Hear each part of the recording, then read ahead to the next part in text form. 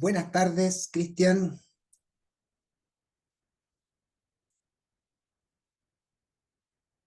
Daniela, buenas tardes.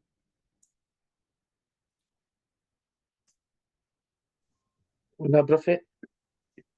Mucho gusto, mucho gusto. Voy a esperar un poquito para ver cuántos alumnos se van a incorporar, ¿cierto?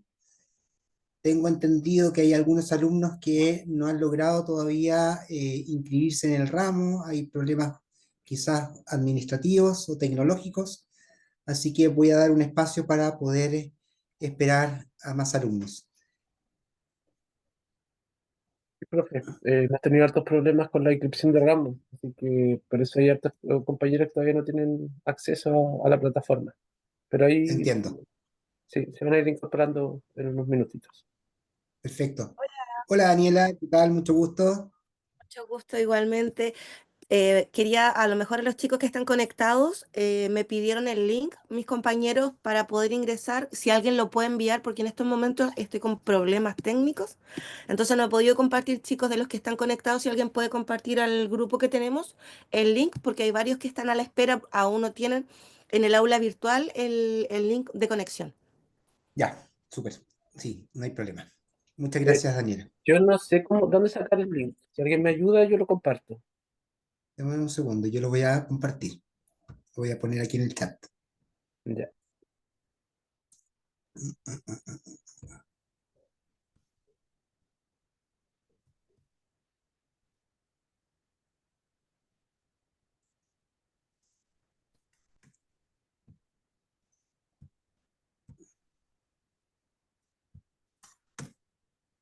Y ahí está el link.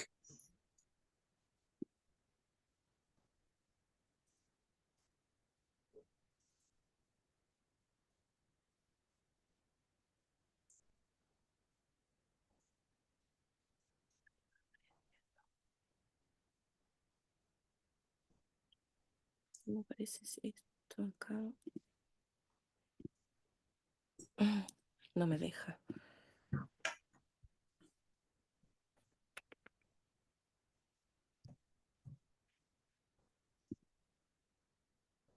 Acá.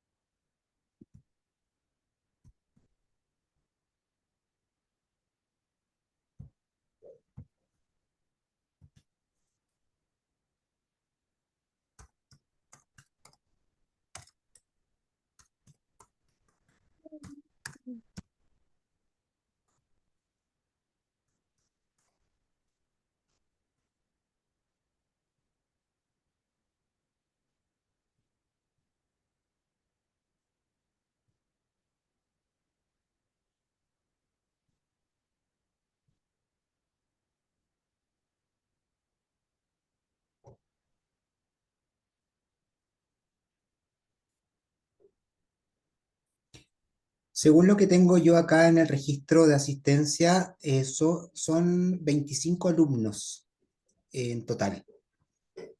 Y parece que la gran mayoría está con bastantes problemas de ingreso al sistema. Bueno, esperemos que esto ya esté solucionado dentro de esta semana. Sin embargo, claro, voy a esperar, yo creo que unos 10 minutos o 5 6 minutos, ¿cierto? ¿Sí? No me deja copiar el link, no sé cómo, no sé cómo hacerlo. No me deja. Y Eh, de hecho, profe, según lo que decía usted, somos como 50 me parece, en realidad. Son como 50. Yo tengo aquí en el listado de asistencia en total 25. Probablemente están en otro curso.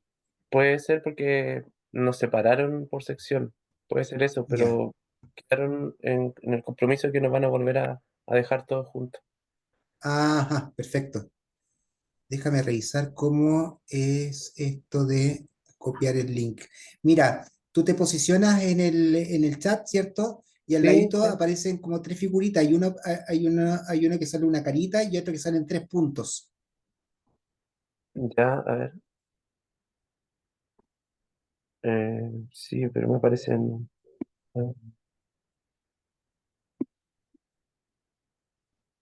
posiciona el mouse en el link y te van a Sí. aparecer tres figuritas. La última son tres puntos, ahí dice copiar. Mm, No, me aparecen dos nomás. Una que dice replay y otra una carita. A ver, dame un A mí me segundo, déjame ver aparecen los si... tres puntitos, pero no me deja compartir. No sé si es por el compu, no cacho. Déjame, espérate, Catherine, o sea, no, Daniela, ¿cuál es tu apellido, Daniela? Contreras. Dame un segundo. Dame un segundo, voy a revisar aquí en la plataforma. Estás aquí, está la sección 60. Participantes.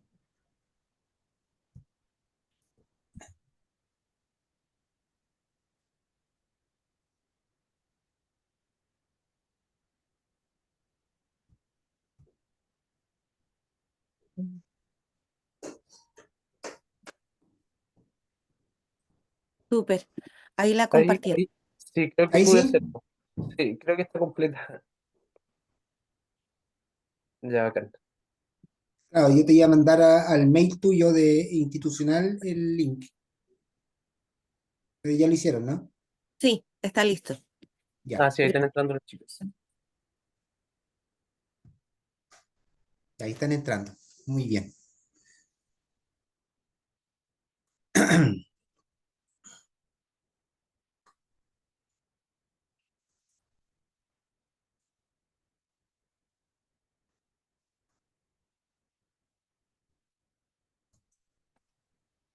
Hola, hola, bueno, Buenas tardes, Jimena.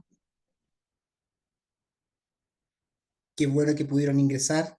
Ya están entrando de a poco los alumnos. Estoy dando un tiempo para que sigan ingresando antes de partir la clase, ¿sí?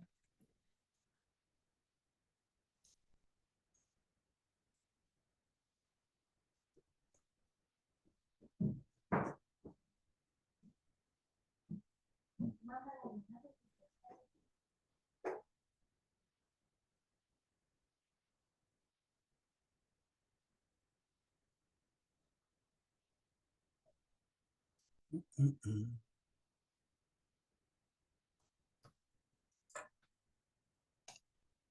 Pero voy a buscar agüita.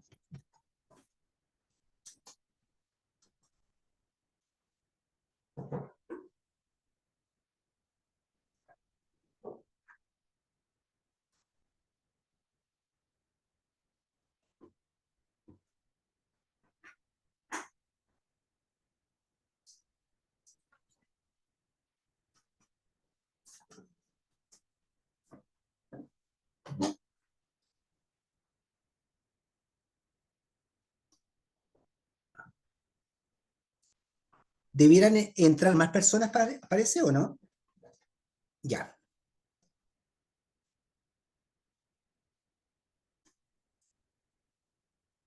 Igual acabo de transmitir al grupo que tenemos que usted dio unos minutitos. Sí, no hay problema. Yo espero.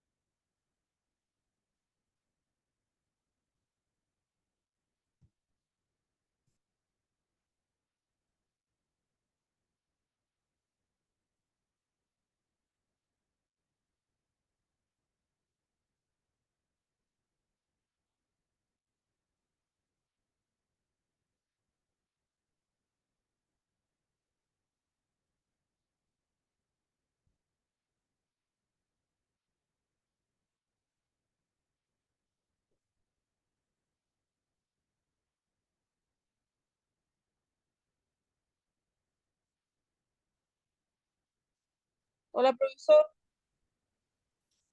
Espérame que no estoy viendo. ¿Quién me habla? Eh, ¿Quién me Carolina. habló? Carolina, Carolina, mucho gusto.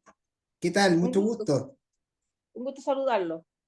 El gusto es mío. Ay, como que la he visto en alguna parte, parece, profesor. En alguna ficha, ¿En dónde puede ser? en alguna, no sé, en algún tríptico de la universidad. No. Algo me suena, algo me suena como, me suena medio como cara conocida, no sé. ¿De dónde eres tú? Entonces, yo vivo acá en Santiago, pero yo soy de La Serena, pero yo vivo acá en Santiago hace, voy a cumplir 2 años acá en Santiago, cumplí 2 años acá en Santiago. Ah, ajá, Eso ok, sí, claro. perfecto. Bueno, no sé, no soy muy famoso, así que probablemente pueda ser un... Me parezco a alguien, ¿no? O alguien se parece a mí. No sé, pues, algo, Está bien. Sí. algo. A ver, ¿cuántos alumnos estamos? Hay 11 participantes. Eh, ¿Qué dicen? ¿Esperamos un poquito más o empezamos la clase?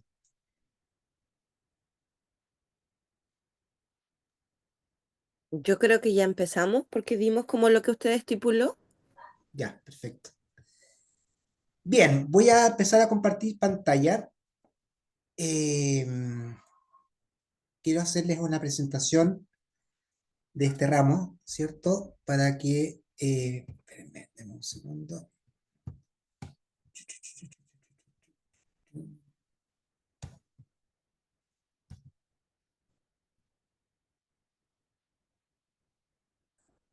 Ok, vamos a compartir. Esto es esto.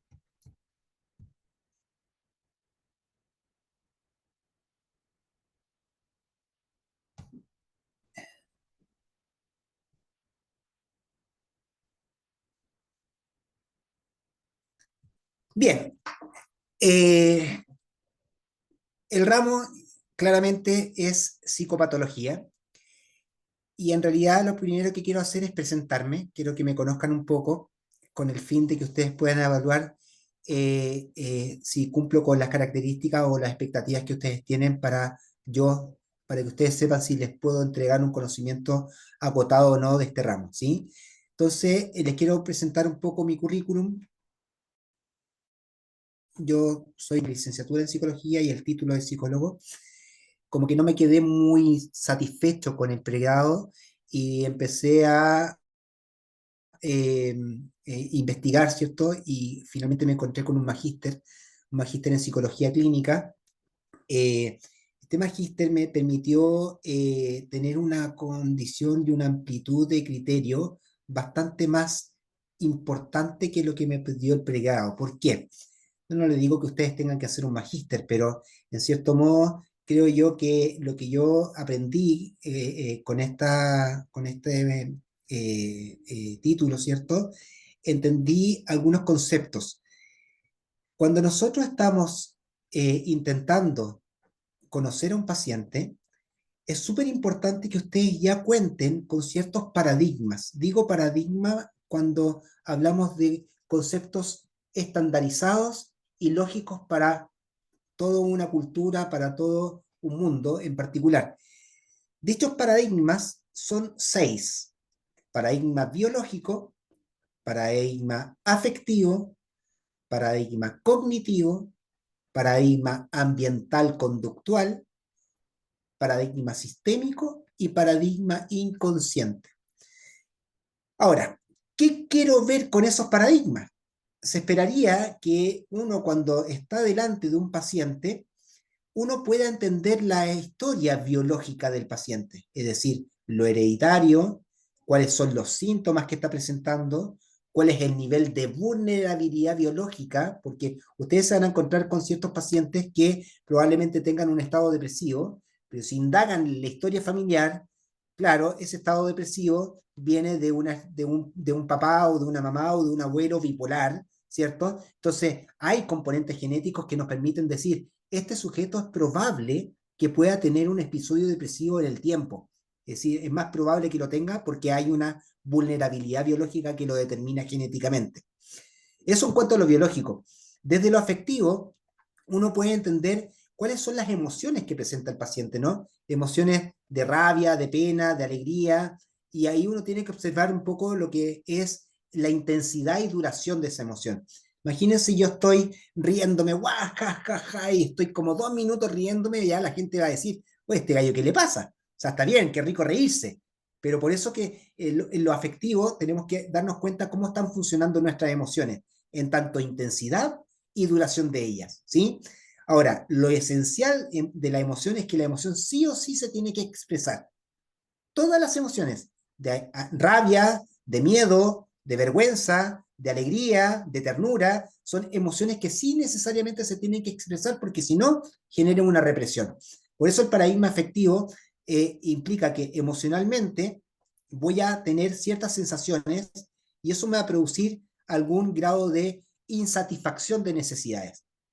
Y si tengo insatisfechas ciertas necesidades, por ejemplo, necesidades de eh, amor en relación de pareja, necesidades de alimentación, vestuario, vivienda, necesidades de compañía y contacto social, necesidades de esparcimiento, vía diversión, no están satisfechas, voy a empezar a sentir frustración. Y ahí uno tiene que darse cuenta un poco cómo el paciente tiene, qué tanta tolerancia tiene a la frustración o qué tan poco tolerante es a la frustración. Es decir, cuando algo no me resulta como yo quiero, ¿cómo respondo? Con frustración. Pero ¿cómo reacciono? Con desánimo, con pena, con llanto, con rabia, ¿cierto? Con desaliento. Empiezo a experimentar esas emociones y finalmente me crea un cuadro. Eso con respecto al afectivo. Respecto a lo cognitivo, fíjense ustedes, chiquillos, que una persona que está sufriendo un estado depresivo, por lo general ha pasado un evento complejo, ya ese evento traumático, ya sea alguna situación complicada, algún problema en el trabajo, familiar o el problema social, ¿cierto? Un problema complejo, que eso trae como consecuencia ansiedad. Y dentro de la estructura ansiosa vamos a tener varios síntomas: problemas de atención y concentración, problemas de memoria, angustia, taquicardia, bruxismo, sequedad bucal, ideas obsesivas, miedo desproporcionado a ciertas cosas, es como andar todo el tiempo tenso. Esa tensión me genera un desgaste físico y emocional y derivo a sintomatología depresiva: irritabilidad, aburrimiento, desánimo, desaliento, sentimientos de culpa. Entonces, cuando estoy así, indudablemente que voy a tener un pensamiento irracional. Imagínate esta persona depresiva y se encuentra con alguien que le dice que está mal hecha su pega. ¡Oh! ¿Cómo te sientes? Quedó terrible. ¡Oh! Lo que me dijo, chuta, voy a perder el trabajo. Viene el miedo, viene la angustia y el miedo y el terror. Por tanto, el pensamiento irracional, por naturaleza de un neurótico, el neurótico es una persona inestable emocionalmente. El neurótico va a decir: considero muy importante la aprobación de las demás personas y me siento muy mal cuando alguien me rechaza. Entonces, es como una condición que tengo que estar siempre dando una buena imagen, siempre tengo que ser correcto, siempre tengo que ser políticamente correcto para que no me digan nada malo. ¿No se dan cuenta ustedes que esto es un sufrimiento constante y que eso de alguna manera me permite finalmente crear un estado ansioso depresivo? El convivir, el estar a expensas de los demás. Por eso es importante el paradigma cognitivo, para observar los pensamientos irracionales. El paradigma ambiental conductual. Imagínese un ambiente complejo, con un clima laboral complejo, donde todo el mundo se está observando y cada uno quiere tratar de salir adelante por sus propios medios y trata de atropellar a las demás personas, y empiezan los comentarios de pasillo y empiezan a decir lo que dijo el otro, empiezan a hacer juicios de valor, ¿cierto? Tenemos un ambiente complejo, que está lleno de problemáticas interpersonales, ¿no? Y eso genera conductas complejas, es decir, mi repertorio de conductas sociales empieza a disminuir. O sea, ya no soy bueno para hablar con alguien, no soy capaz de hacer sentir al otro que lo estoy entendiendo, como que me meto hacia adentro. Y eso me obliga a no ser asertivo, es decir, ya no defiendo mis derechos de una forma adecuada sin atropellar el derecho del otro. O a lo mejor nunca voy a atropellar el derecho del otro, pero no me voy a atrever a decir lo que quiero. Entonces se complejiza la parte conductual producto de una situación ambiental. El paradigma sistémico. Estamos hablando de familia, estamos hablando de las personas que nosotros más queremos, y si tenemos complicaciones, por ejemplo, en una relación de pareja, donde no nos estamos entendiendo, donde no hay sintonía, donde disminuyó la comunicación, donde ya no nos entretenemos juntos, ya no somos capaces de poder resolver conflictos entre nosotros, tenemos que observar cómo está funcionando su sistema, además de lo biológico, afectivo, cognitivo, ambiental, conductual. Y finalmente, el inconsciente. Yo no soy muy partidario del psicoanálisis, sin embargo, rescato cosas tremendamente importantes, como los mecanismos de defensa. El mecanismo de defensa por excelencia de un neurótico o de un inestable emocionalmente es la represión. Reprimir emociones. Me las guardo, no digo nada, no las expreso, voy a generar un estrés agudo, complejo, y finalmente eso va a permitir un aumento de cortisol en la sangre, y eso va a traer como consecuencia mayor liberación de serotonina de una neurona a otra, que me va a traer un estado depresivo. ¿Se fijan? Entonces, cada uno de estos paradigmas, gracias a este magíster, yo pude entenderlo, ¿no? Y me sirven como herramientas como para poder empezar a entender la psicopatología propiamente tal. No contento con eso, me especialicé en trastornos de personalidad, que también los vamos a ver en este ramo.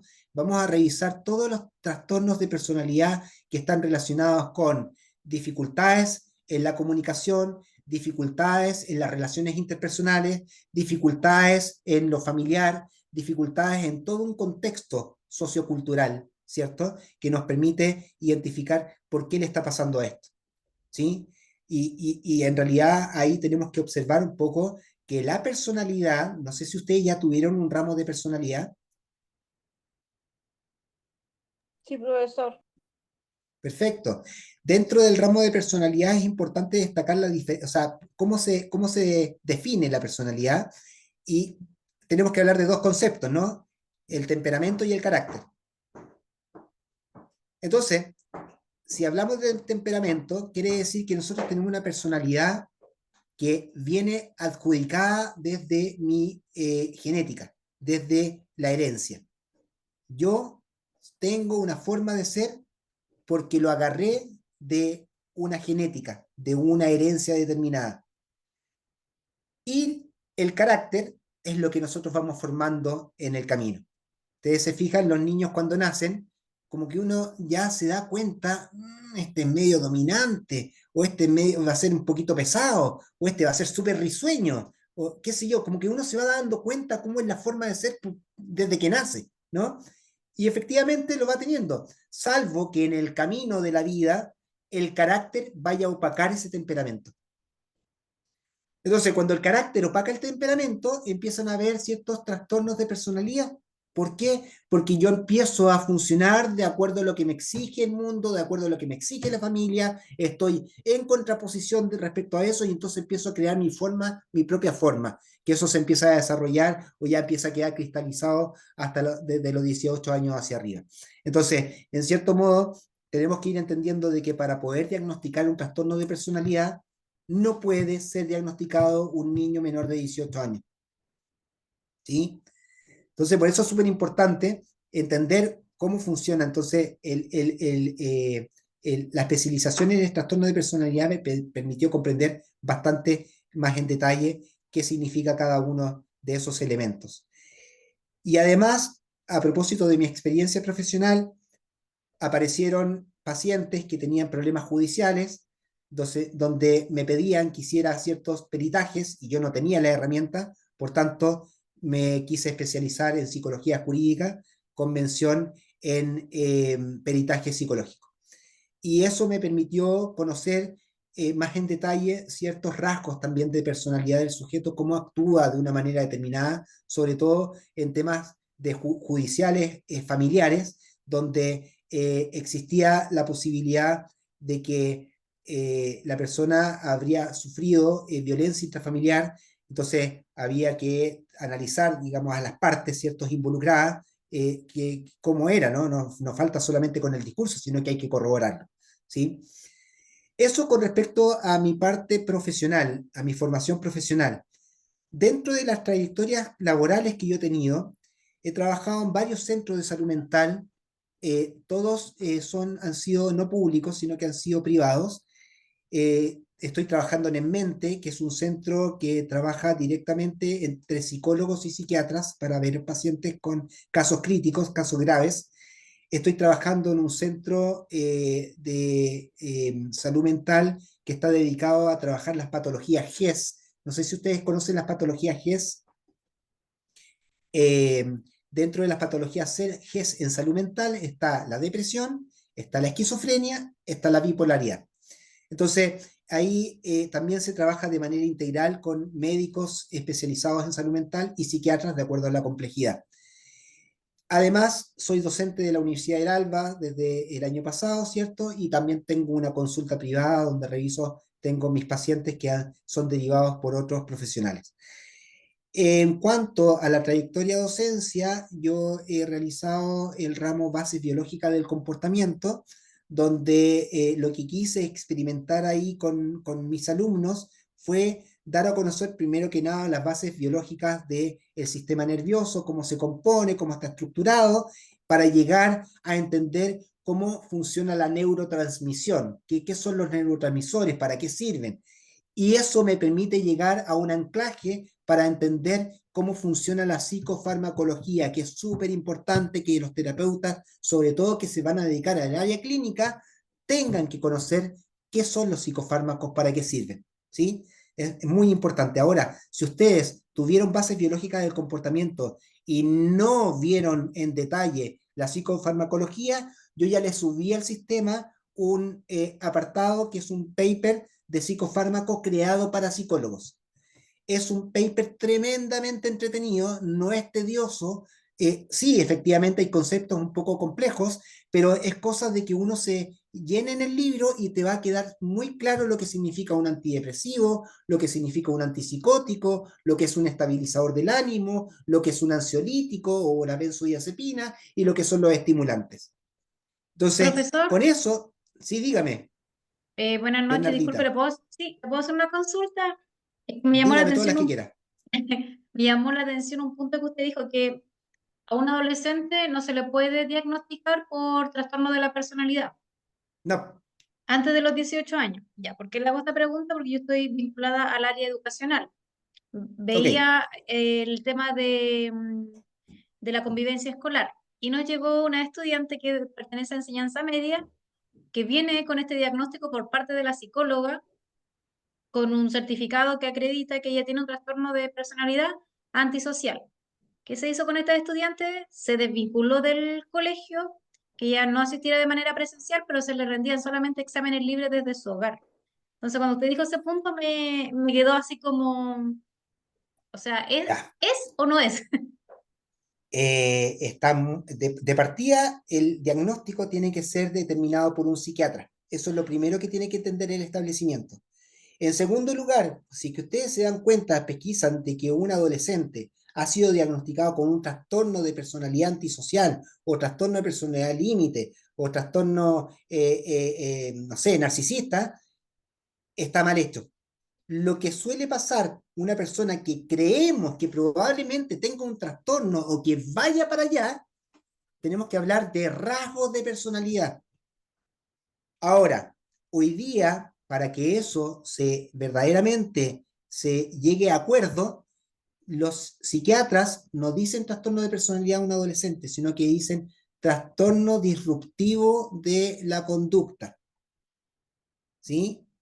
Antes de entender que es un trastorno de personalidad antisocial, porque tienen que ocurrir algunas acciones determinadas, como familiares, como interpersonales, como ambientales, como biológicas, como afectivas, como lo que le dije en un principio.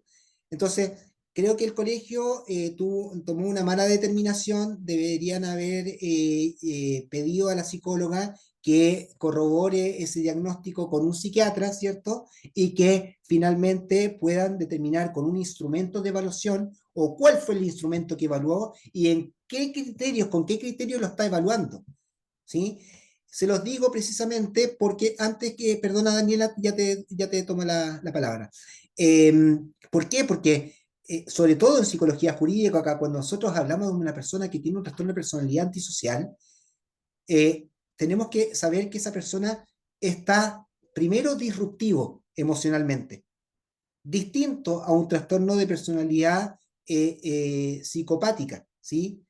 El trastorno de personalidad psicopática no va a la cárcel, porque mide muy bien, es una persona que controla muy bien sus emociones. Pero el trastorno de personalidad antisocial es porque tiene un serio conflicto en sus emociones. Entonces, un adolescente es lógico que tenga dificultades y conflictos emocionales. Es tremendamente lógico. Ahora, si hay conductas disruptivas, ahí ustedes tienen que ver de acuerdo a su dinámica de protocolo, ¿cierto? Cómo se maneja eso. Pero nunca, jamás, por favor, tengan una conclusión respecto a un diagnóstico de un psicólogo. Siempre legalmente tiene que ser por un psiquiatra. Ya, No sé si profesor. respondo un poquito, Sí, Bernardita. sí, me quedó Súper. muy claro. Muchas gracias, muy amable. Por nada. Daniela, cuéntame. Profe, entonces, frente a lo que usted dice, ¿nosotros podemos hacer el diagnóstico o hasta qué límite nosotros podemos diagnosticar para que en este caso, como usted dice, sea un diagnóstico psiquiátrico? ¿Existe Fíjense, alguna? sí, fíjense lo siguiente.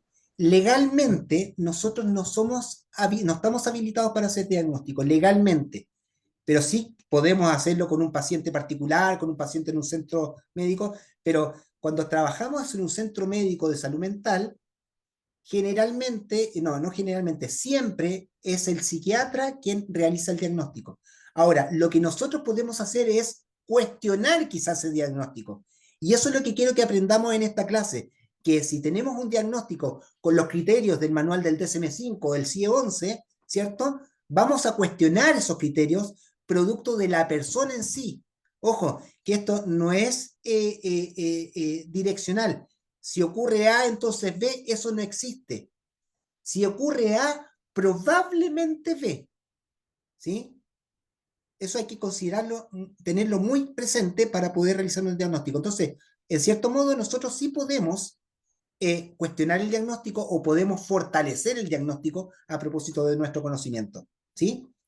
Profe, entonces si yo veo o creo de algo, tengo no sé, una teoría de un paciente, lo que a mí me correspondería es mm, volver a derivarlo a un médico para que el médico lo derive a un psiquiatra, o yo puedo, como psicóloga, en una observación de un trastorno quizá, derivar a un psiquiatra. Ahí, ¿cómo vendría siendo la conexión? Eh, Fíjate lo siguiente, espérate, que alguien ya, o sea, tengo lente y no veo. Yanila, creo que me habló por chat. Ya te voy a responder a esa pregunta. Lo que dices en realidad es un poco lo siguiente. Cuando yo me encuentro con un diagnóstico de un paciente y ese paciente no ha sido atendido por un médico en particular, generalmente lo que yo hago es decir, necesitamos hacer una derivación. Eso sí podemos hacer. Ahora, esa derivación va a tener que ver, ojalá que tú tengas las redes necesarias para poder derivar, o de lo contrario tendrías que decirle al paciente que por favor busque un médico. Generalmente lo que ocurre es que se van al médico general, el médico general lo que hace es derivar al psiquiatra. Ahora, tú también puedes derivar al psiquiatra igual, ¿sí? Por lo que yo he hecho en mi experiencia, cuando llegan pacientes sin haber tenido diagnóstico, yo le hago una evaluación diagnóstica, trabajo con el concepto psiquiátrico, que eso también quiero que ustedes aprendan a conocer conceptos psiquiátricos, y hago un informe. Entonces, nuevamente, A no es B, A probablemente B, y uno lo que hace en el informe es es probable que el paciente presente tal y cuales características, o sea, por tal y cuales características presente probablemente un trastorno límite de la personalidad. Sin embargo, lo dejo a criterio del profesional para que pueda evaluar médicamente el diagnóstico y doy algunas recomendaciones. Entonces, el paciente como que queda bastante más satisfecho en cierto modo, no le estoy dando a priori un diagnóstico en sí. Uno tiene que, y tampoco hay que entender que si tú das un diagnóstico, es muy complejo porque hay una serie de normas legales que te pueden hasta denunciar y te pueden hasta quitar el título. Entonces es preferible no poner las manos al fuego. Es como eso, en el fondo. Entonces uno sugiere, pesquisa y da. Y cuando el psiquiatra llega con el diagnóstico, uno dice, sí, estoy de acuerdo. Y si no estás todavía conforme, puedes realizar algún test psicológico. Ahora, me están preguntando si los neuropsicólogos no diagnostican. Los neuropsicólogos es distinto, porque el neuropsicólogo utiliza instrumentos de validación validadas y estandarizadas, que están en el común. Entonces, el psiquiatra, ¿qué es lo que hace? Dice, creo que esta persona tiene un problema de neurodivergencia y quiero saber exactamente cuál es. Va donde el neuropsicólogo, ¿cierto? Que es un psicólogo especializado en neurociencia y efectivamente va a poder, con un instrumento validado, determinar si la persona tiene algún trastorno del espectro autista o algún déficit de atención. Eso sí se puede hacer. Sin embargo, los psiquiatras pueden anticiparse antes del instrumento y pueden decir, ¿saben qué? Esta persona tiene un trastorno del espectro autista, ¿cierto? Y lo dejo como diagnosticado. Sugiero hacer psicoterapia. No sé si responde tu pregunta, Yamila.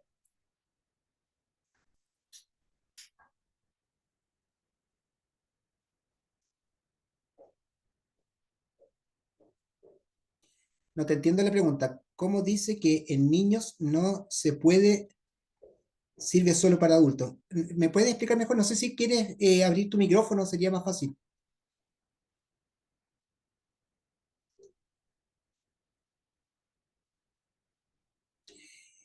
No, lo que yo dije que en niños no se puede diagnosticar trastornos de personalidad. Lo que sí se puede diagnosticar son otros trastornos que están relacionados con la infancia. Eso ya deberían empezar a verlo, sobre todo en el DSM-5, si es que lo tienen digitalizado. Si no lo tienen, me avisa, yo se los mando. Empiecen a ver los trastornos generalizados del desarrollo.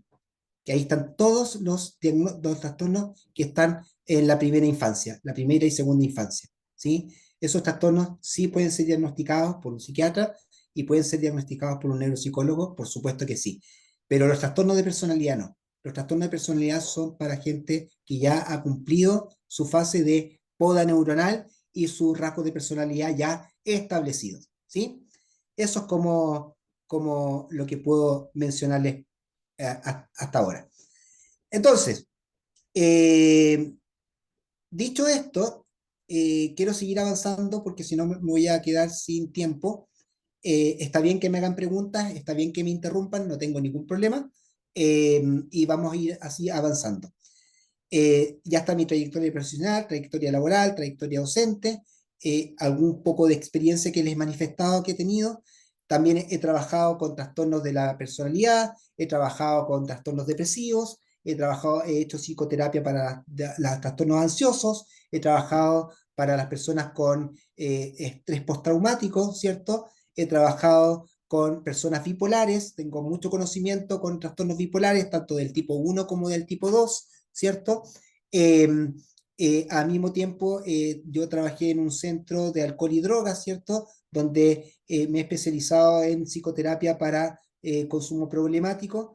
Junto con eso, estoy realizando terapia de pareja, estoy ayudando, digamos, a las parejas que tienen dificultades en la comunicación, en el amor mutuo, en la vida sexual, en la capacidad para manejar dificultades y conflictos entre ellos, en el procedimiento de toma de decisiones, en los valores comunes, etcétera, puedo de alguna manera ayudarlos a poder fortalecer y recuperar lo que es el amor, la pasión y los proyectos que hay en la relación, ¿sí? Eso es como básicamente mi experiencia. Dicho esto, quiero ahondarme un poco en, bueno, no me voy a meter mucho en la visión y misión, más que nada que decir que en realidad nosotros como profesionales tenemos la necesidad y la obligación y el deber, ¿cierto?, de entregar un modelo educativo que sea netamente centrado en el estudiante. ¿Qué quiere decir esto? Que yo cuando entregue, y así lo veo yo, ¿no?, que cuando yo entregue un conocimiento, la idea es que ustedes, más allá de aprenderse de memoria algo, tengan la capacidad de poder desmeduzar el concepto y sacar una conclusión a raíz de eso. Con eso me permite a mí poder entender que ustedes sí efectivamente aprendieron y generan un aprendizaje significativo. ¿Y eso cómo lo hago? Ahí le voy a decir un poco cómo van a ser las evaluaciones, en términos de que no les voy a pedir que sean tan específicos en una situación, sino que sepan describir lo que les estoy pidiendo, con sus palabras, con su forma de pensar, con el aprendizaje que han tenido. Por eso subí hartos libros, harto material para que ustedes ya empiecen a leerlo, porque va a ser retroalimentación. Cuando tengamos clase, ustedes pueden preguntar y sentirse más empoderados con el ramo, ¿no? Por el fondo, ustedes, así como me hablaron hoy día, pero ¿qué pasa con los neuropsicólogos? Claro, uno puede empezar a explicar a propósito del conocimiento. Fíjense la presentación de la asignatura. Lo primero que vamos a trabajar es aplicar las teorías sobre el proceso del desarrollo humano, integrando, como les dije al principio, factores biológicos, bueno, neurológicos, cognitivos, emocionales, ambiental conductual, ¿cierto? Sistémicos o socioculturales, y básicamente lo que quiero es cómo repercute cada uno de estos paradigmas en la vida integral del ser humano, ¿sí? Si finalmente no nos damos cuenta de que, o sea, estamos viendo al frente de una persona con una problemática grave, ¿cierto? Y no damos cuenta de cada uno de estos elementos, estamos dejando de lado mucha información que nos sirve para poder finalmente evaluar mejor lo que le está pasando y poder tener herramientas para poder ayudar a su proceso psicológico, ¿sí? También tenemos que entender los constructos psicopatológicos de funcionalidad, ¿cierto? De disfuncionalidad, cuándo es funcional, cuándo es disfuncional. Tenemos que entender algunos conceptos de que si yo tengo un problema, que pensemos en lo que es anormal y anormal, que claramente son conceptos bastante cuestionados, pero mejor hablar de funcionalidad o disfuncionalidad, que también puede ser cuestionado, pero sin embargo tenemos que tener ciertos criterios como para poder analizar cuándo una persona está con problemas. Entonces, súper importante entender esto y realmente lo que hay que ver es cómo podemos acercarnos cada vez más a realizar un buen diagnóstico, que es súper importante en este ramo. Netamente, yo no voy a hablar de psicopatología, o sea, perdón, no voy a hablar de, ¿cómo se llama? He tenido tanta clase que ya se me marea. Psicoterapia, no voy a hablar de psicoterapia o técnicas psicoterapéuticas en este ramo, pero sí voy a entrar de alguna manera a algunos conceptos que nos pueden servir para poder entender lo que el psiquiatra realiza. El ramo tiene que ver un poco cómo yo entiendo el lenguaje psiquiátrico. Esa es como la metodología que requiere este ramo. Los trastornos psiquiátricos que vamos a revisar, los cuadros clínicos, ¿cierto?, que tenemos que revisar, y de acuerdo a los criterios de clasificación universal, ¿cierto?, que está el CIE-11 y el DSM-5, que es súper importante que lo podamos empezar a echar mano, ¿sí? Fijémonos ahora en las unidades. Vamos a tener 3 unidades. La primera tiene que ver con teorías y conceptos fundamentales. Pero al mismo tiempo, dentro de la teoría y el concepto, cuando yo le entregue conceptos psiquiátricos, vamos a tratar, y eso es lo que espero, por eso es súper importante que cuando ustedes me quieran hablar, a mí me gustaría mucho que pudiera verlos a ustedes, porque así puedo ver la interacción que podemos tener para, y de alguna manera también me ayuda a concentrarme mucho más cuando alguien me está hablando, o cuando sé que alguien me está mirando y que yo pueda mirar a la persona.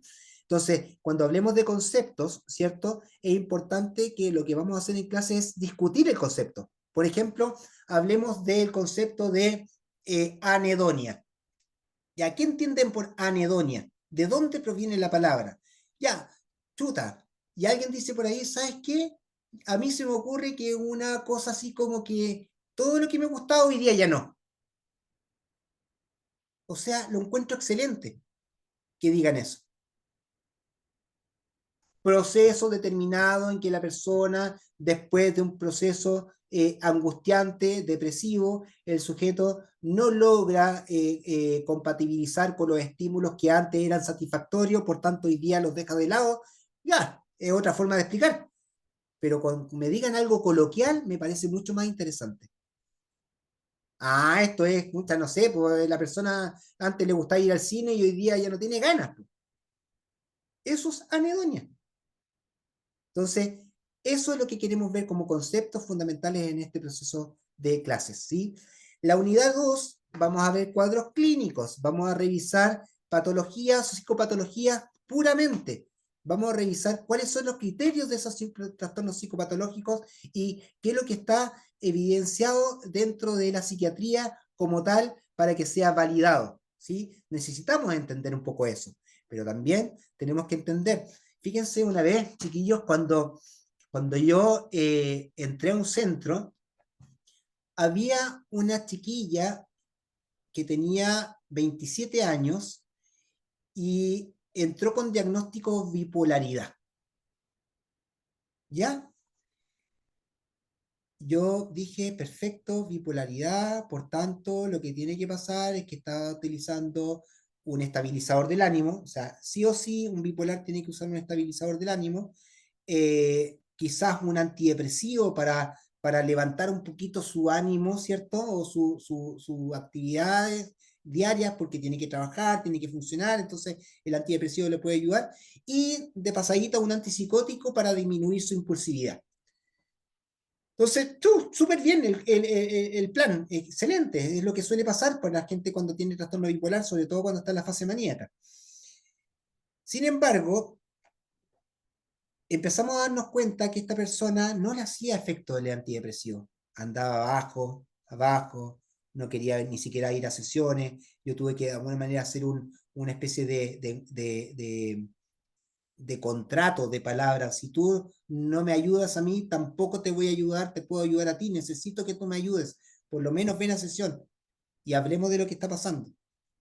Y logró ir a sesiones, de repente faltaba y todo lo que quieras, pero nos empezamos a dar cuenta de que el antidepresivo no le estaba funcionando y al contrario, el antidepresivo le estaba generando mayores reacciones que antes no tenía, como mucho más irritable, mucho más molesta, se molestaba por todo, andaba enojada siempre todo el tiempo, le gritaba a sus hijos, le gritaba a su pareja y de repente se sentía culpable, claramente, de que no lo podía evitar.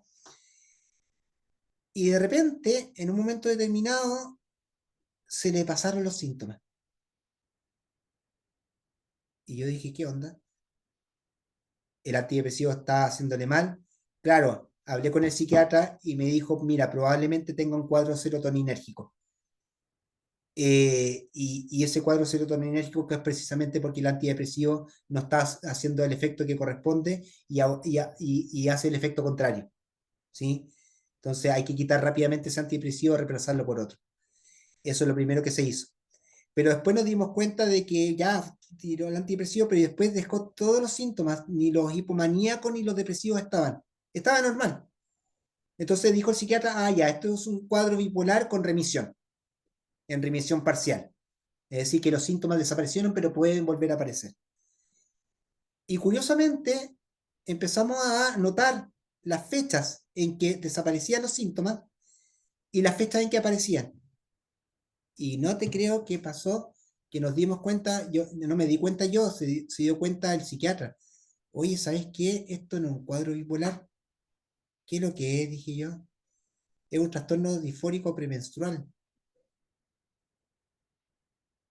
Entonces, oh, yo dije, de veras, po. Claro, los días previos está irritable, anda angustiada, anda mal humor, anda desanimada, anda con todas esas molestias y de repente se le pasa y de repente la desactiva, va al gimnasio, se junta con las amigas, tiene ganas de ir a bailar y además es buena, hace las cosas en la casa. Entonces, cualquier persona podría pensar rápidamente que es un cuadro bipolar, po, pero nos dimos cuenta de que evidentemente los días previos pasaban todos estos síntomas y después se iban. ¿Se fijan, chiquillos? Los cuadros clínicos tenemos que entenderlos de esa manera, tenemos que ver un poco una visión más amplia, porque si no podemos cometer errores. Y errores garrafales, porque en realidad la farmacología no era tal. De hecho, las personas que tienen un trastorno disfórico premenstrual generalmente usan estabilizadores del ánimo. Y también porque también sufren mucho dolor, entonces generalmente se usa el- la duloxetina, que es el antidepresivo, y la pregabalina, que es el estabilizador, ¿sí? Y que ayuda bastante, bastante, bastante. Y la unidad 3, lo que quiero ver con ustedes es cómo funciona la salud mental aquí en Chile. Todas las políticas públicas que existen, cómo funciona un CEFAM, cómo funciona un COSAM, cuándo tenemos que derivar a un centro de internación ambulatoria, cuándo tenemos, por qué va una persona a un hospital de día, por qué va una persona a internarse de manera con mayor tiempo. Entonces, tenemos que saber un poco cómo es que está funcionando el sistema de salud mental en Chile y qué es lo que está haciendo también la psiquiatría en ese sentido. Eso es como la base de toda esta materia. No sé si tienen alguna duda hasta el momento.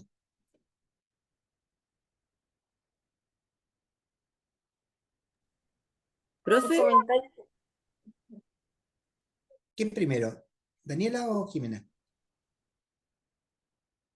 Jimena, Voy cuéntame. a decir que ninguna duda. ¿Perdón? Ninguna duda, profe. Ah, ya, perfecto. ¿Daniela? solo me llamó la atención cuando usted mencionó la pregabalina como un estabilizador.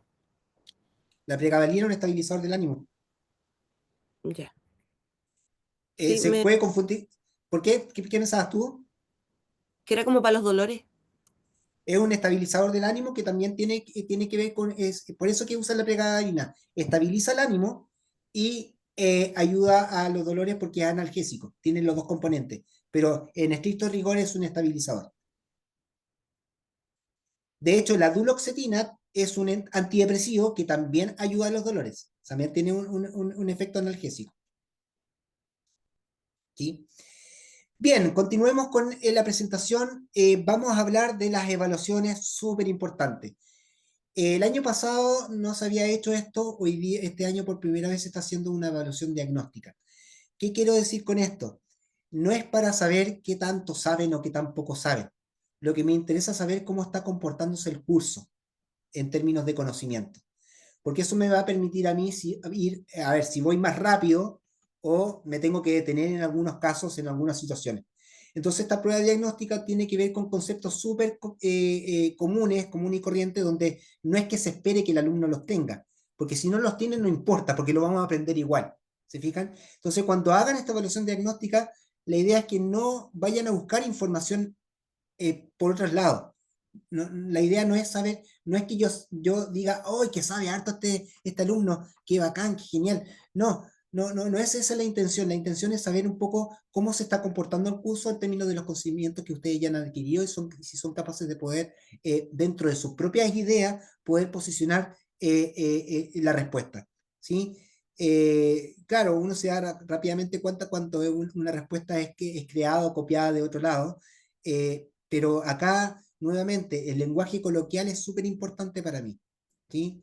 Me parece que, claro, con un lenguaje evidentemente científico, claramente, con ciertos conceptos científicos, con ciertos conocimientos de conceptos psicológicos, fundamental, pero para que ustedes puedan entender que esta evaluación tiene la necesidad de poder tener yo información necesaria para saber qué más tengo que adicionar al ramo o no.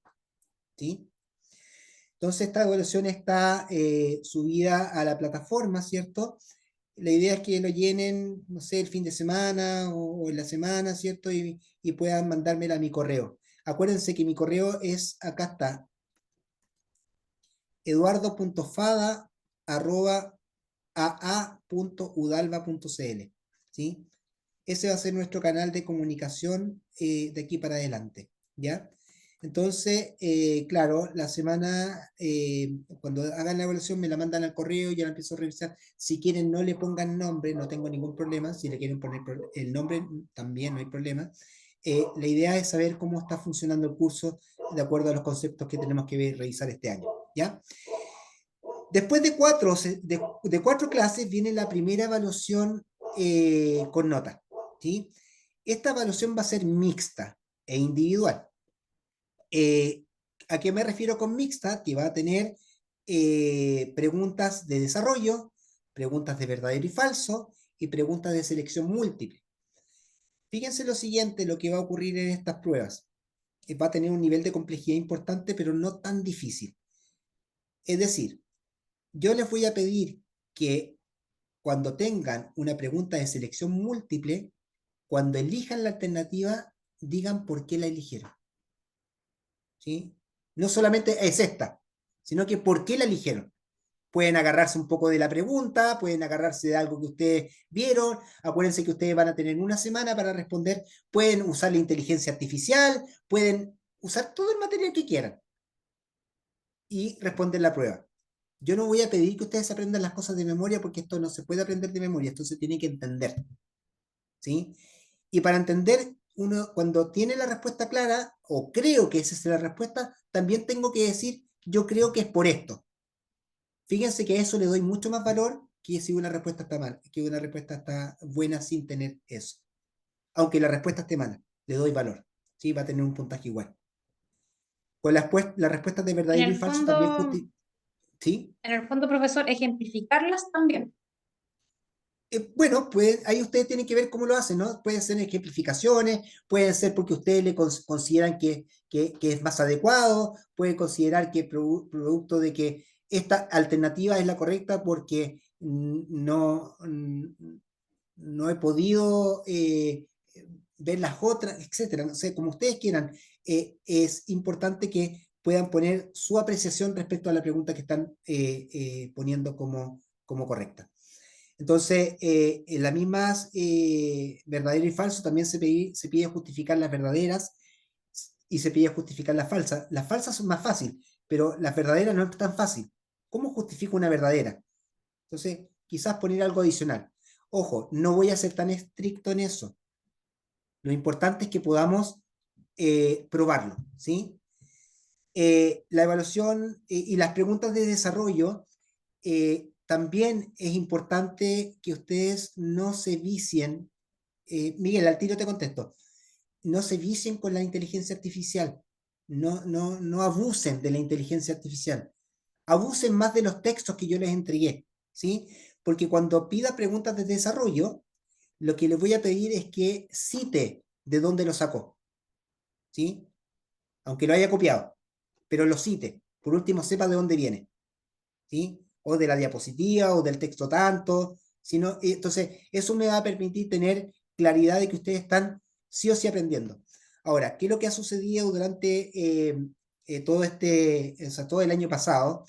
Hay alumnos que producto de su trabajo, producto de la carga laboral, producto del sistema familiar que tienen, y nuevamente, biológico, afectivo, cognitivo, ambiental, conductual, sistémico, inconsciente, no alcanzan a hacer la prueba y llegan a última hora. ¿Qué le va a pasar a esa persona? Va a tener problemas de atención y concentración porque va a estar angustiado, va a tener problemas de memoria, va a tener taquicardia, va a tener bruxismo, va a tener sequedad bucal, va a tener idea obsesiva, miedo desproporcionado a ciertas cosas, ¿cierto? Y voy a agarrar así como último, ¡pua! Inteligencia artificial, va para lleno, listo. Ya, por último, ahí veo si el profesor me da un punto que sea. Y cuando pasa eso, yo veo eso, chuta, y podría haber tenido 2 puntos, 3 puntos, pero bueno, la idea es que ustedes se hagan el tiempo para realizar la prueba y si no saben algo, hablen con sus compañeros si tienen la pregunta, pimponense, háganse torpedos, lo que ustedes quieran, pero tienen que decirme de dónde sacó la información, ¿ya? La evaluación 2 va a ser lo mismo y la evaluación 3 va a ser un estudio de caso. Se va a presentar un caso en particular, un psiquiatra, un psicólogo con un paciente, se va a entregar la información necesaria y ustedes van a tener que tener la necesidad de juntarse en grupo y discutirlo, desmenuzar el caso y finalmente llegar a acuerdos. De hecho, va a tener valoración esa prueba cuando yo lo hice en un curso y eran 7 alumnos en el grupo. 3 de ellos no estaban de acuerdo con el diagnóstico y los otros 4 sí estaban de acuerdo con el diagnóstico. Entonces, yo les pedí, porque me escribieron, ¿sabe qué, profesor? No sabemos qué hacer, no estamos de acuerdo con el diagnóstico. Entonces yo les dije, ¿saben qué? Pongan sus argumentos de por qué no están de acuerdo, los que están de acuerdo y los que no están de acuerdo. Y sacaron un 7. ¿Se fijan? Porque en el fondo crearon un espacio de construcción. Yo no voy a evaluar si ustedes son buenos para hacer diagnóstico o no. Lo que voy a evaluar es que si ustedes tienen la comprensión de qué estamos hablando. Acuérdense, la psicología es subjetiva. La psiquiatría, a pesar de tratar de ser objetiva, también es subjetiva. Y finalmente viene el examen, ¿sí? Eso con respecto a las evaluaciones. No sé si hay alguna pregunta al respecto. Profesor, buenas noches. Ah, perdón, Miguel, se me olvidó. Sí, hola, ¿qué tal? ¿Qué tal? Profesor, con respecto al tema de la evaluación 1 y 2, ¿esta evaluación va a estar en la plataforma y hay que responderla directamente en la plataforma o se envía directamente al correo? ¿Cuál va a ser la metodología en la cual vamos a proceder con respecto a estas dos evaluaciones? Gracias por tu pregunta. Sí, me faltaba eso.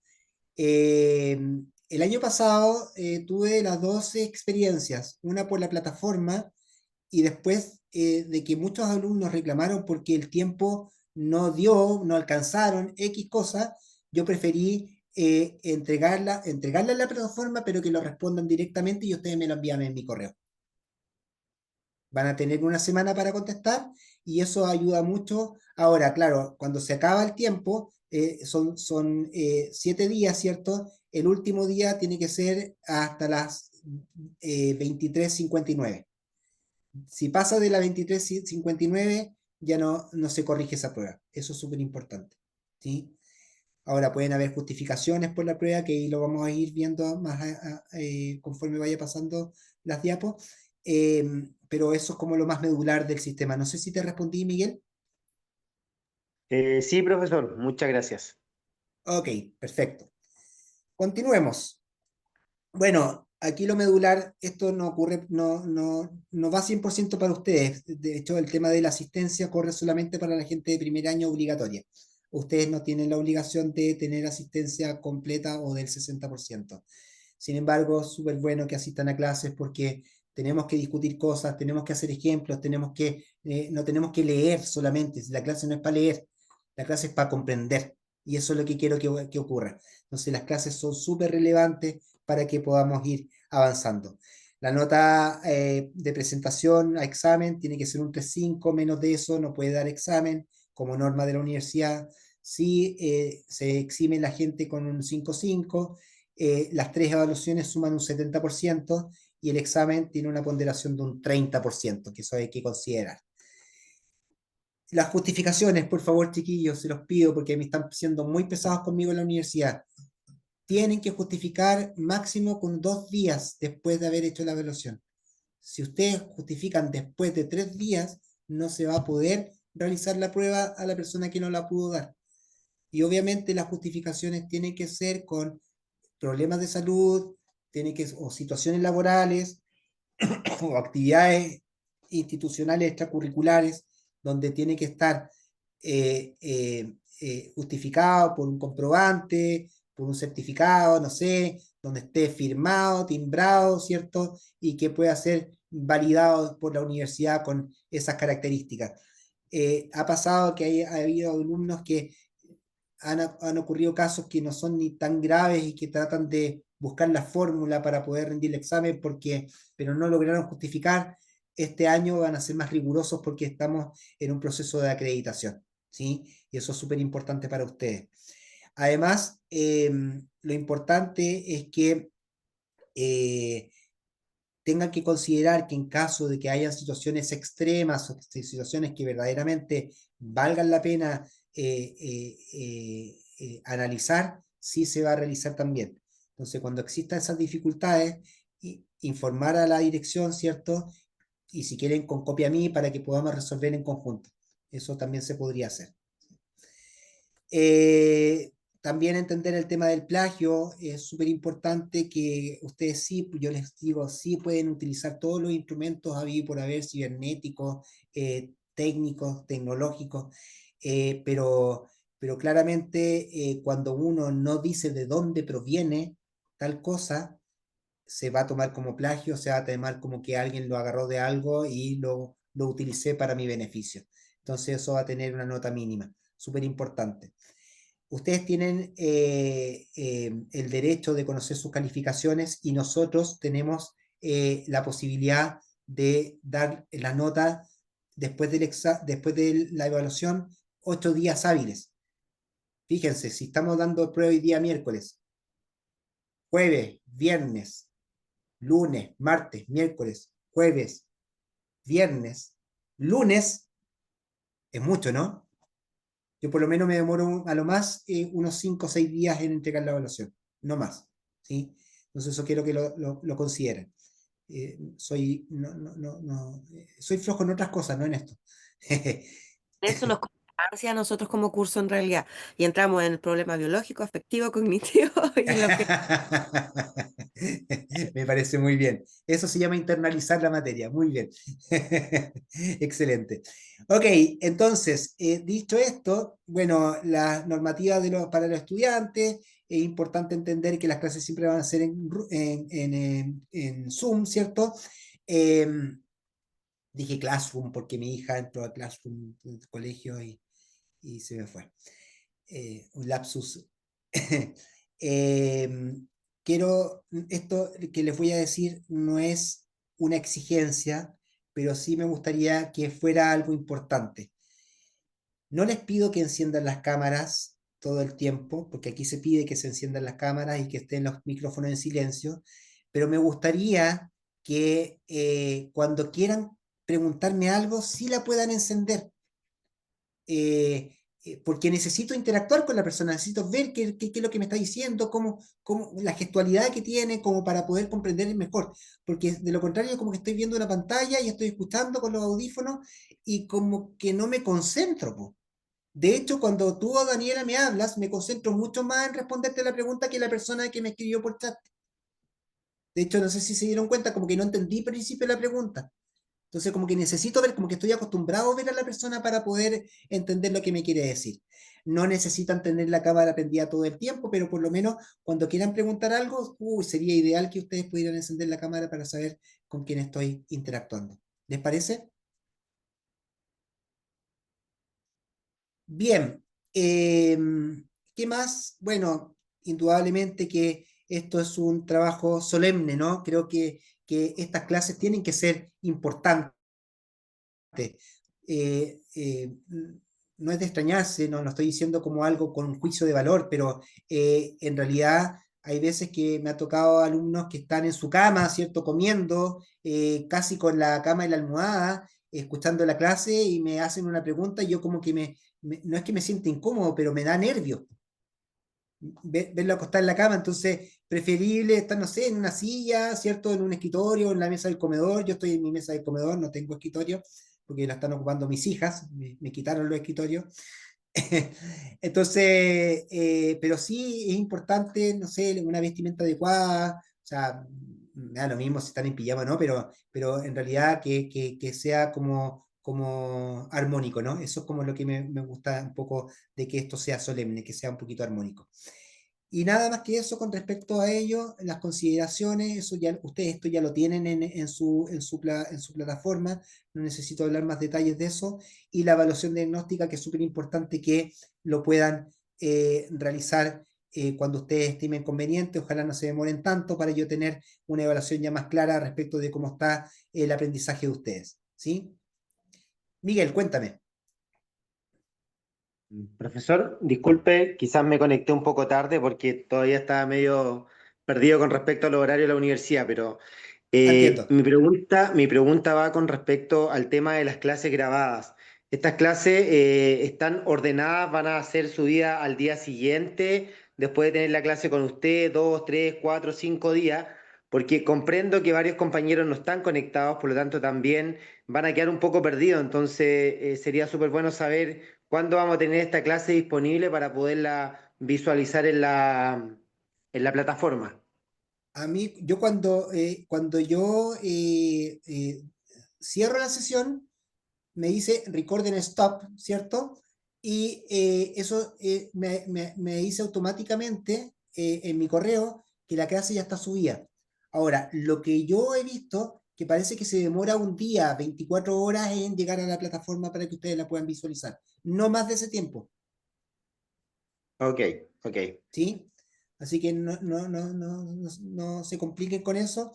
Eh, en realidad, bueno, esto es una presentación, pero ahora ya vamos directo a la clase. ¿Qué hora es? Chuta, nos queda poco tiempo.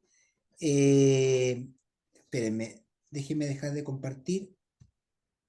Profe, le voy a hacer una acotación cortita. No todos Dígame. tenemos o sea, no todos tenemos habilitado el aula virtual con la ¿Ya? materia ni con ni siquiera con las carpetas, digamos, de las asignaturas. Entonces, en la evaluación diagnóstica, como se lo comentábamos a la profesora anterior, quizás nos demora un poquito más para que no tenga en consideración eso. No es que no Me queramos. parece. Sí, me parece excelente. Ningún problema. ¿Sí? No hay ningún problema. Sí, lo entiendo perfectamente. Siento que la universidad está organizándose rápidamente para que eso ocurra y que ustedes no tengan ninguna complicación. Así que yo me adapto a ese tipo de cosas. Quiero empezar a hacer una clase de psicopatología y no va a ser mucho. Lamentablemente ya nos queda poco tiempo. Eh, ¿Dónde está? Se me perdió. Acá está. Espera.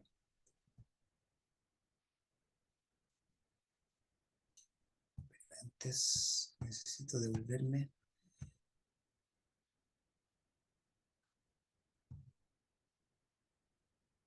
Ahí sí.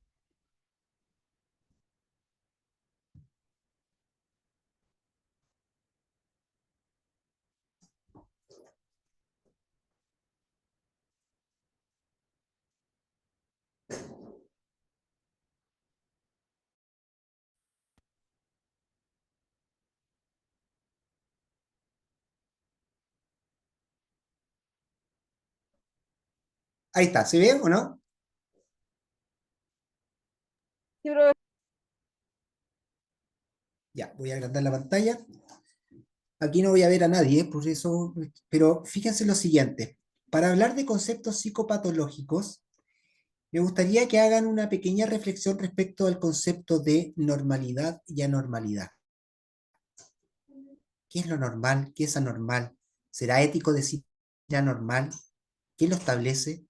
Eso es lo primero que necesitamos preguntarnos.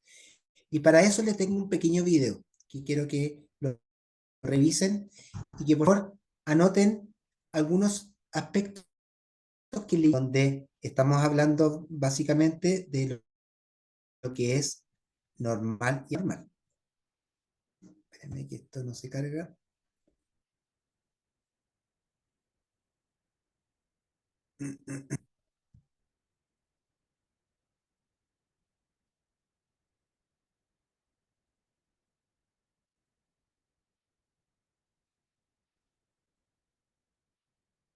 Ahí está.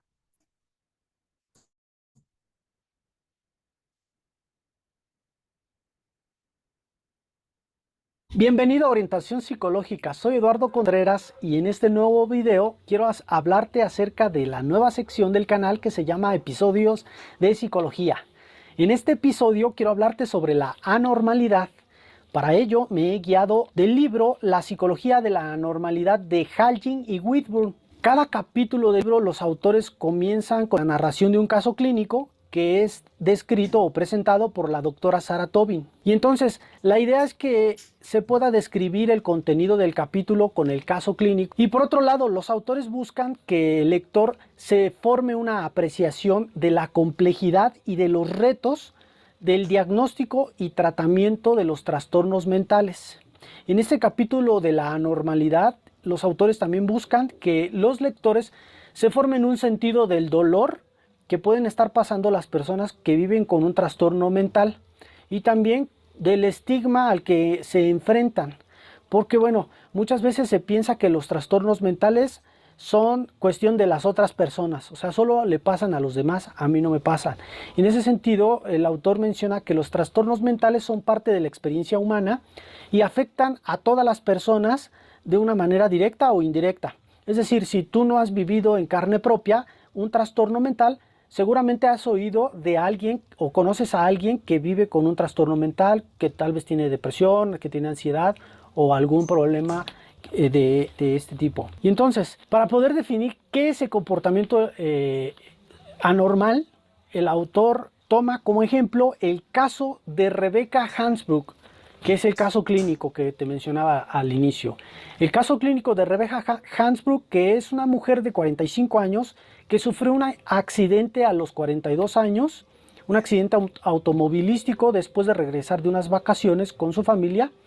Y en ese accidente murió su esposo y murieron sus 2 hijos, algo que la marcó, una experiencia traumática. Y entonces, cuando ella se recupera de sus lesiones físicas, va a su casa y trata de buscar ayuda para enfrentar la pérdida de su familia. Le llama a su mamá, pero su mamá la rechaza y le dice: yo también tengo depresión, no puedo atenderte, no puedo ayudarte, tengo suficientes problemas, arregla tus problemas. Ella entonces acude a sus suegros para pedirles ayuda, pero ellos le dicen: no quiero hablar con la mujer que mató a mi hijo y a mis nietos.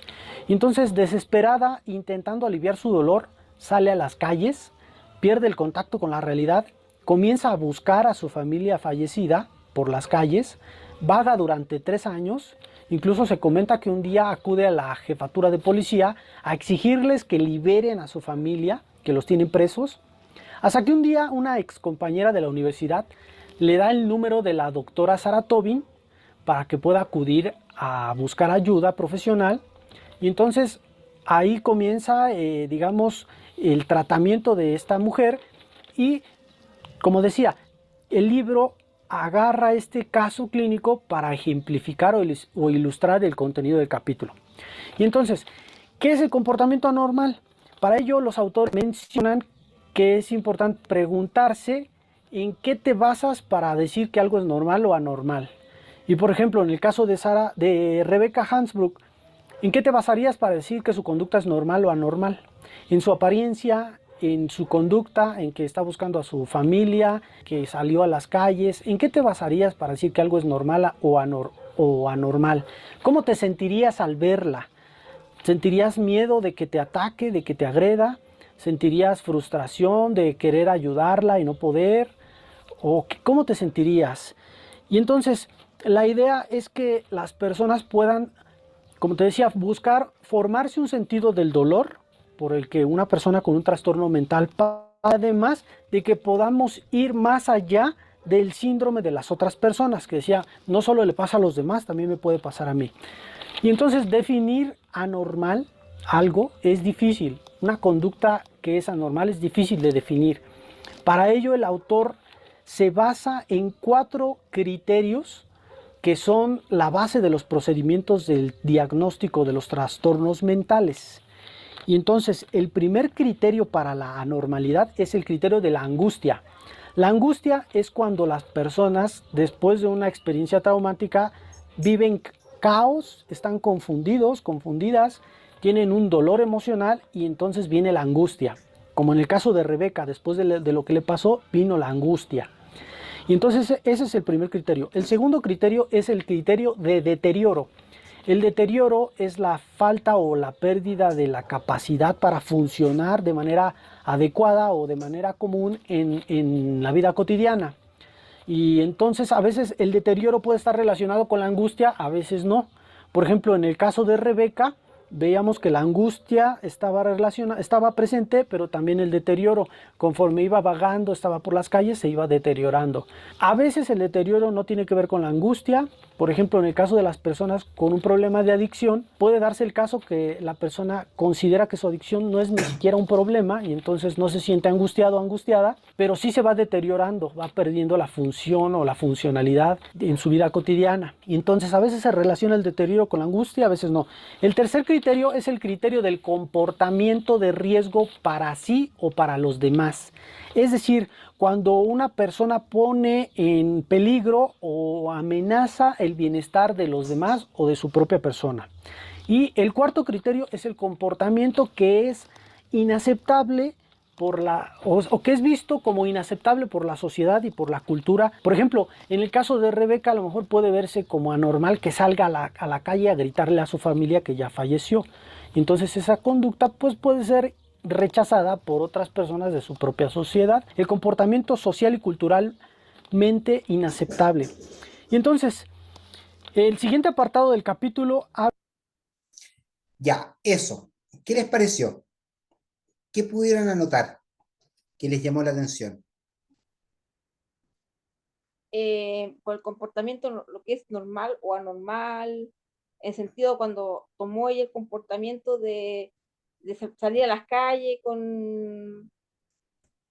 pidiendo como, viviendo su momento de angustia que tuvo por la pérdida, porque nadie le ayudó. Yo digo cuando ese comportamiento normal, cuando eso es lo que la sociedad permite que sea aceptado. Y lo que no es Entiendo. normal, lo que no es normal es lo que siente que la sociedad condena ciertos actos. Exacto. En cierto modo, lo que plantea aquí al tiro, espérate que no los veo, no sé por qué no los puedo ver. ¿Dónde está la presentación quizás, profesor, puesta aún? A ver, voy a dejar de compartir y voy a volver a compartir de nuevo. De hecho, nos vamos a quedar con esto nomás porque ya son las 10. Al tiro te atiendo, Daniela. Fíjense los 4 criterios respecto de lo que es normal y anormal. La angustia primero, ¿cierto? Cuando uno se siente angustiado, esa angustia va a traer consigo una alteración psicológica y una alteración biológica. Es decir, va a aumentar el cortisol en mi sangre, eso va a traer una mayor liberación dopaminérgica en primera instancia y después en segunda instancia una liberación serotoninérgica. Entonces, efectivamente, los estados anímicos empiezan a modificarse. Pero cuando la angustia sigue presente, sobre todo con un evento tan traumático como el que acaba de tener esta persona, ¿cierto? Lo que ocurre es que empiezo a tener pensamientos disfuncionales. Es decir, lo que empiezo a creer. Esos pensamientos están creados por una percepción. La percepción es es el proceso consistente en crear patrones significativos a partir de la información sensorial en bruto, ¿sí? Entonces, ¿cómo yo percibo? Percibo en base a lo que yo siento. Primero tengo que sentirlo, es una sensación, y después le doy un rótulo, percibo. Pero después viene algo que se llama la representación, es la imagen que tengo de algo. Y cuando hay una angustia muy alta, esa representación se empieza a distorsionar. Y cuando se distorsiona, empieza a venir el deterioro. Y con el deterioro empiezo a tener dificultades de comportamiento. Y esas dificultades de comportamiento pueden ser cuestionadas socialmente. ¿Se fijan?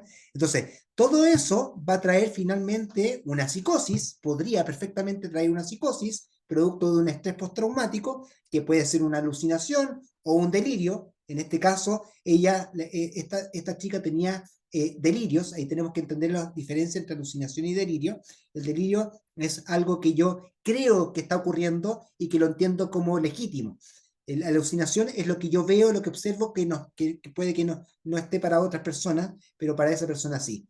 Entonces, en cierto modo, lo anormal o normal siempre está ligado en base a una norma determinada. Pero ojo, chiquillos, dentro de estas normas determinadas, siempre vamos a tener la necesidad de ver esto como una cosa subjetiva. Y ojo, nuevamente, no es A, entonces B, es A, probablemente B. ¿Sí? Súper importante. Daniela, cuéntame. Me respondió con su comentario, profe, muchas gracias. Ah, fantástico. Bueno, no sé si queda alguna duda. Esto es como la pequeña introducción a toda la materia que hemos visto. Más que dudas, me gustaría preguntar qué le ha parecido, si he sido muy fome, si he sido poco claro, si he sido una persona que no tiene mucho conocimiento. Sean abiertos, por favor, para yo tener que reforzar algunas cosas si es necesario. Incita a seguir con la clase, profe, de Yo verdad. insisto, amanecerme con las clases. Ok. Bien, si no hay más comentarios, los dejo en libertad para que vayan a descansar y nos vemos la próxima semana. ¿Les parece? Ya, profesor. Gracias, profesor. Muy buena su clase. Excelente. Me voy a ir de cabeza a leer los libros. Listo, me parece excelente. Ya pues, Porque, chiquillos. porque yo me voy a ir a la psicología clínica. Así que, Ah, me parece excelente. Muy bien. yo me voy a ir a la psicología clínica, así que por eso. Ese es mi ramo preferido. Muy bien, pues futura colega. Fantástico. Gracias. Ya, chiquillos, a descansar, que estén muy bien. Nos vemos. Chao. Chao, profesor.